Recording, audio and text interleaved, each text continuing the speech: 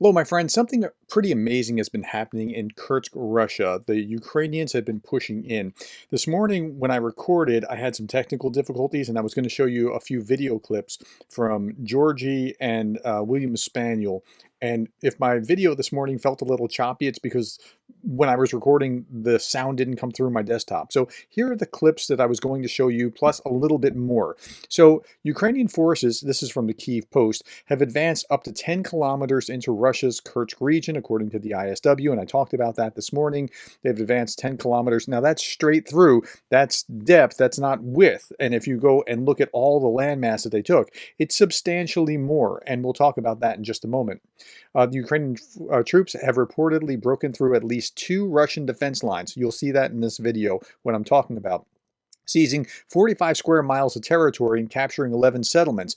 By others' math, it's more like 100 some odd square miles, or I'm sorry, square kilometers of territory, and that's like what the Russians have done in a month. So let's look at this. We'll start here. This is watch Putin's face while Gerasimov speaks. So Gerasimov yesterday was talking about this. The enemy's advance in the Kursk direction has been stopped by the strikes of the Air Force, missiles forces, and artillery fire at present. Putin doesn't seem to be buying it. The units of the North Group, together with the Russian FSB border police, continue to destroy the enemy in areas directly adjacent to the Russian-Ukrainian border. The loss of the enemy was of 315 people, including at least one. Look at Putin's face. Wow. 100 killed and 215 wounded. 54 units of armored vehicles, including 7 tanks, were destroyed. The operation will be completed by the defeat of the enemy and the exit of the state border. Now, Putin knows that they're lying. Putin's part of the system. They lie, he lies, everyone else lies in this ecosystem. And so what is he to do? I'm not sure who's most miserable in this whole thing between Gerasimov and Putin and Belousov and Shoigu. They all know that they're lying. Okay, let's go on to this. By the way, this morning I said that William Spaniel was from University of Pennsylvania or Carnegie Mellon. It's actually University of Pittsburgh. I got it wrong. So my apologies to William. Okay, so here's what William Spaniel was saying about this. I'm going to show you 2 clips from William Spaniel, one here and one a little bit later. Now, when this thing first broke, I was skeptical of it. I said, yeah, it's probably not going to be a lot to see here. They'll go over, make some harassment, take some pictures, blow some stuff up, and then they'll come back. That's what the International Russian Legion has done. But Ukraine actually sent Ukrainian troops. So this is no joke. Okay, listen to what William Spaniel has to say. Ukrainian soil as a staging ground for their own invasion. No, by all reports, these are actual Ukrainian soldiers, though Kyiv has remained tight-lipped about what exactly its official role is there. Meanwhile, in Moscow, Putin's inner circle met to discuss the ongoing assault. The maps indicate that reversing the attack without a voluntary Ukrainian retreat will not be easy. Now this, what you're about to see, is absolutely fascinating. This is the international border, and this is a projection of where Ukrainian troops have reached. Again, with the caveat that we do not really know what is going on here yet. That is a lot of territory in a very short period of time. Overlaying the actual border and adding in a scale for 5 kilometers, all of this territory winds up being roughly 135 square kilometers. And this may be conservative, because other status reports show further Ukrainian gains on either side. By comparison, the past 3 months have been the most productive period of Russia's current offensive, and they have accumulated 201 square kilometers in May, 50 square kilometers in June, and 177 square kilometers in July.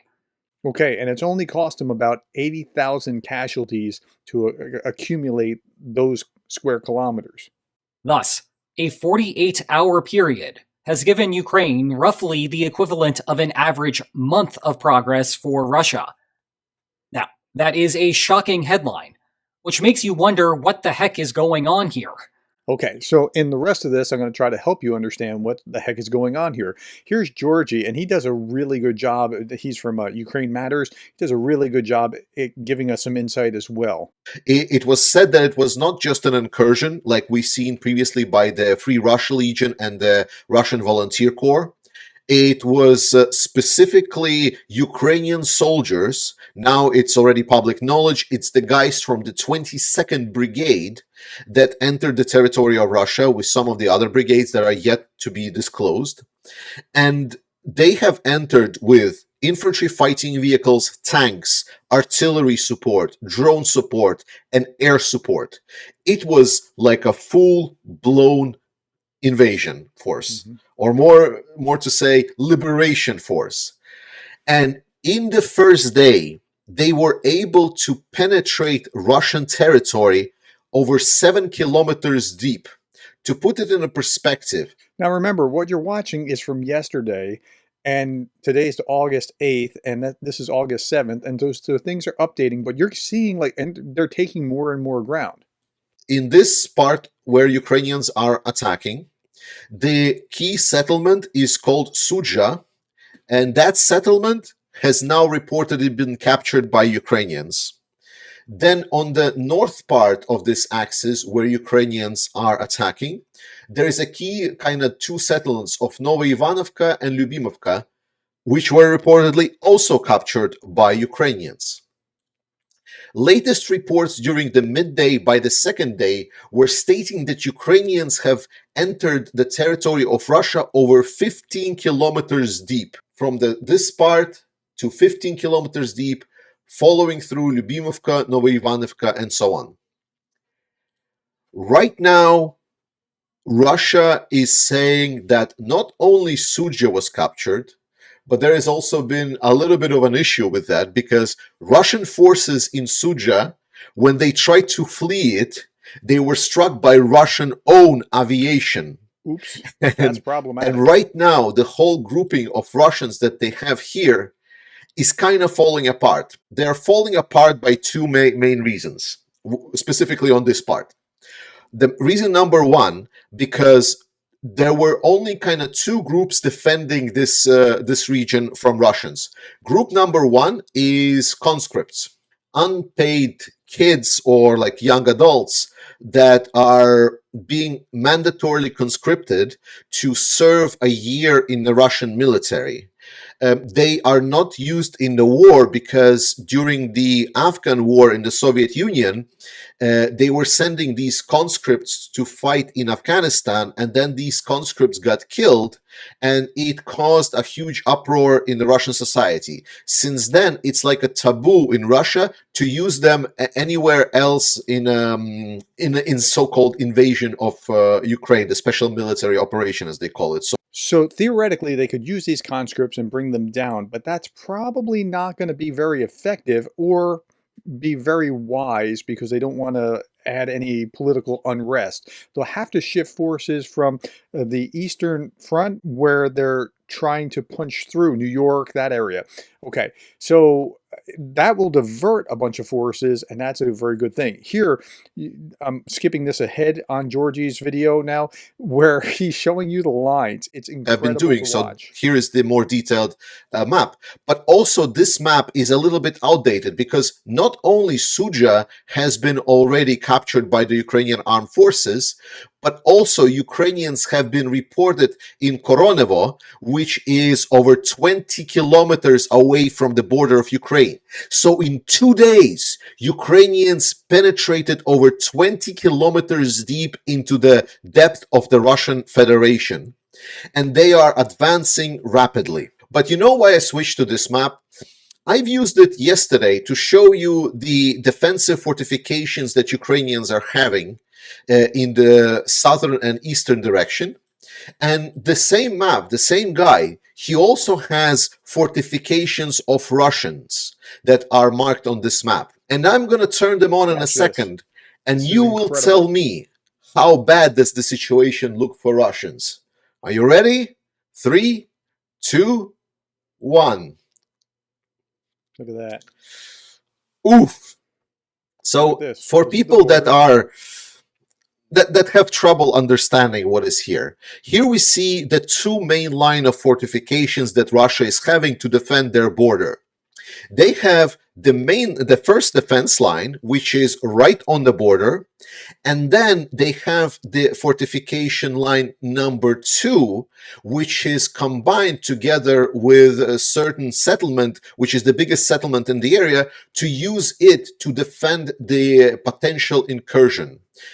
The problem of that is that we know already that Suja is captured, so these lines are penetrating the area, and that was the biggest settlement. That was the holding ground for it.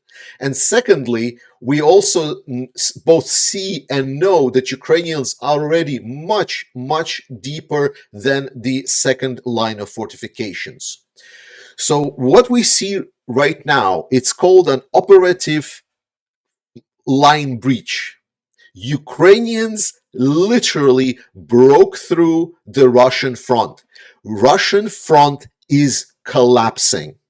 The front in Kursk is collapsing. The soldiers By the way, those are soldiers surrendering. That's what you're seeing here. of Russia are giving up. They are surrendering. Why? Why did Russia end up in this situation? Well, the short answer is that they're greedy. They are so greedy. Russians overextended. I've been talking on this channel a lot that Russians are using way too much resources, that they are outsourcing like as much as they can. They are struggling to keep up their offensive, but they really are overextending themselves in all the attacks all across the front line and also on their main attack towards Avdiivka direction. Right. And so now you have two choices. You can pull troops from that Avdiivka direction, which will lighten the pressure in Avdiivka, or let the Ukrainians continue to do what they're doing in Russia. It's a really horrible choice if you're the Russians. This is William Spaniel one more time. By conducting hit-and-run raids across the border, Ukraine prevents Russia from countering with the traditional meat wave strategy. They just are not sticking around long enough for Russia to find them. Back to the drawing board for the Kremlin. Meanwhile, Ukraine could just go back and forth until such operations are no longer profitable. Consequently, the question then turns to how Russia will counter them. Obviously, the public line is that this is a major escalation in the war. But what the Kremlin can do about it is another story. The United States is not involved, so rhetoric about that will not get very far.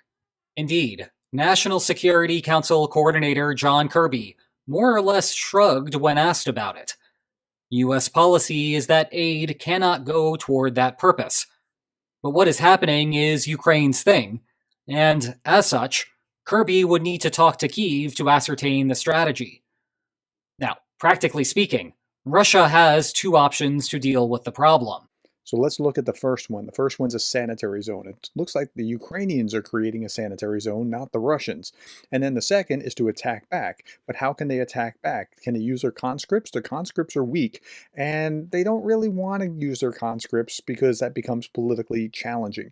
Or they can attack by moving those fighters from the Donetsk area where they're putting pressure, where they're taking ground right now, and that would alleviate the pressure for Ukraine down there, and they could move them up to where, to Kursk area to deal with that, but that's going to take some time, and Ukrainians, however you cut it, have given Russia a significant headache. So I saw this meme and I thought it was funny, but it's not accurate. Russia hasn't lost Kursk, but they really do have a new problem that they have to address, which takes their attention off their main focus of attack. And that's what Ukraine gets out of this. I saw a lot of comments yesterday. Why is Ukraine doing this? Because don't they have these other problems in the east and Donetsk? Yes, they do. And this is hopefully going to alleviate some pressure. Okay, I'll keep you posted on what's going on here. Thank you for your time. Thank you for the likes, the shares, the subscribes. Thank you to William Spaniel and Georgie for their insight on this. And thank you for being the kind of person that cares about Ukraine.